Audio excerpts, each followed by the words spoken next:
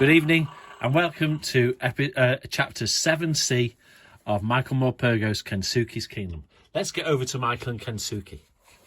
Now in chapter 7b yesterday, Michael was recovering with Kensuke in his cave and watching as Kensuke did all the different things and went around into the forest with the orangutans. Now Michael has fully recovered now, and we've added some more detail into Kensuke's cave. We've got his low table where he does all his painting and artwork. Now so Michael's fully recovered now, and he said yesterday that there were 1,000 mysteries he wanted to know about Kensuke. The only problem is, though, Michael and Kensuke don't even speak the same language. So we've got a bit of a problem there, and we'll see in this next episode how they try to rectify that. Here we go. In all this time, I suppose I must have been some months on the island by now, Kensuke had said... Oh, Rebel's just a bit noisy. Kensuke had said very little. The little English that he did speak was clearly hard for him. When words were used between us, they proved to be of little help in our understanding of each other, so we resorted, for the most part, to smiles and nods, to signing and pointing. Sometimes we even drew pictures in the sand to explain ourselves. It was just about enough to get along, but there was so much that I was burning to find out. How had he come to be here all alone on the island? How long had he been here? And how had he come by all those pots and pans and tools and the knife? Oh, we've got the knife on the table, on the Lego table over there. The knife he always wore in his belt. How come one of his wooden chests was stuffed with sheets? Where had they come from? Where had he come from? Let's go over to see them now. So, yeah, we were talking about this in class the other day. Kensuke's got all these pots and pans and tins and wooden chests, and we all said to ourselves, well, where's he got those from? And I think Bradley in my class said, oh, Mr. Spencer, he said, maybe he's got them all from the shipwreck. Remember the shipwreck that Michael found on the beach, an old metal ship? And it's marked on the map as well. I'll just get the map. Let's look down at the map here. Site of the wrecked ship, Michael said. So there it is. So maybe Kensuke was shipwrecked here. It looks like a warship as well because there's guns on it, and there's a Japanese flag. You can only just see that. So maybe he was shipwrecked and he's taken all the things useful off the ship and to his cave, because Kensuke's cave is right up the top of the island. It's up there, you see. Kensuke's got his own hill, and the legend to the map says here tracks. So there's tracks from Kensuke's cave all the way through the jungle. Over to where the wrecked ship was. So interesting. But Michael's got a lot of questions, but he's not going to be able to answer those questions unless he can actually speak to him.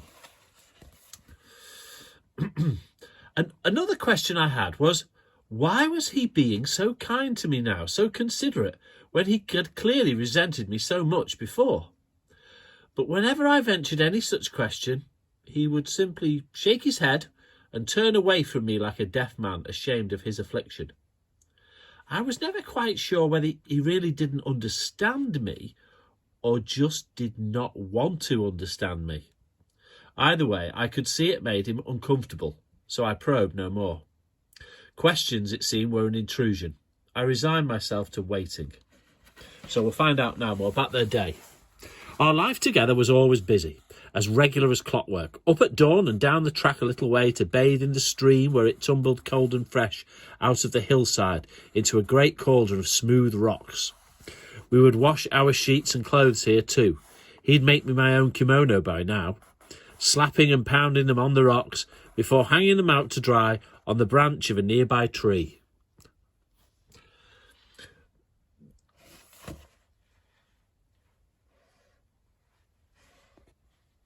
Oh, hang on, we've got a problem with focus. Yeah, that should do us. Lovely. Breakfast was a thick, pulpy fruit juice which seemed different every day, and bananas or coconut. I never tired of bananas, but very soon became sick of coconut. The mornings were spent either fishing in the shallows or fruit gathering in the forest. Sometimes after a storm, we scoured the beach for more of his painting shells. Only the biggest and the flattest would do, or for flotsam to join the stack of wood at the back of the cave. Flotsam is the stuff that floats up on the beach. Everybody.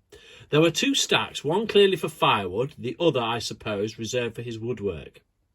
Then it was home to the cave house for a lunch of raw fish, and we've got raw fish there in the barrel.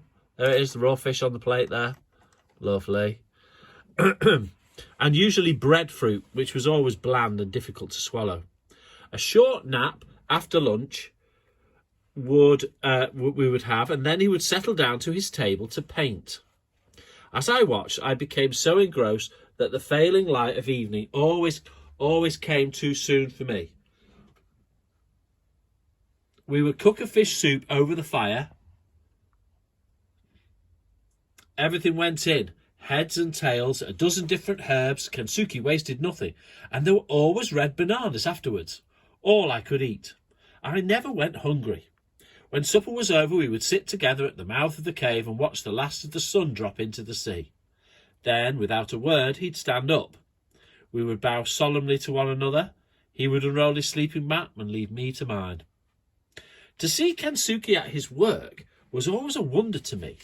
He was so intent, so concentrated in everything he did, but watching him paint was the best of all.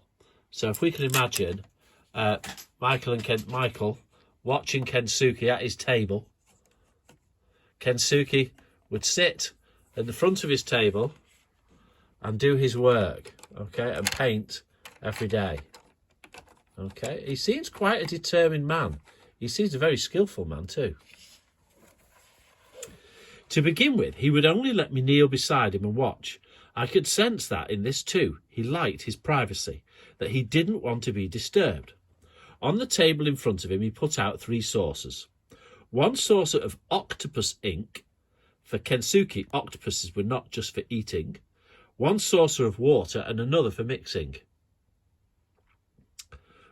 He always held his brush very upright and very steady in his hand. Fingers down one side, thumb on the other. Just like you hold a pencil, children. He would kneel, bent over his work, his beard almost touching the shell he was painting. I think perhaps he was a little short-sighted. I would watch him for hours on end, marvelling at the delicacy of the work, at the sureness of his touch. Then, one rainy afternoon, and when it rained, how it rained, I found he'd set out a shell for me, my own 3 saucers and my own paintbrush. He took such a delight in teaching me, in my every clumsy effort. I remember early on I tried to paint the jellyfish that had attacked me. He laughed out loud at that, but not in a mocking way, rather in recognition, in memory of what had brought us together. I had always liked to draw, but from Kensuke I learnt to love it, that to paint or draw I had to first observe well, then set out the form of the picture in my head and send it down my arm through the tip of the brush and onto the shell. He taught me this entirely without speaking. He simply showed me.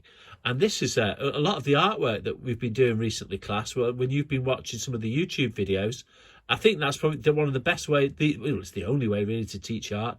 You've got to observe something well and then follow, often by example, and practice and practice. And that's what Kensuke is showing Michael to do. But they've done it all without talking. But the next problem they've got to solve is to start speaking to one another. Let's find out if they do that in tomorrow's episode. See you now.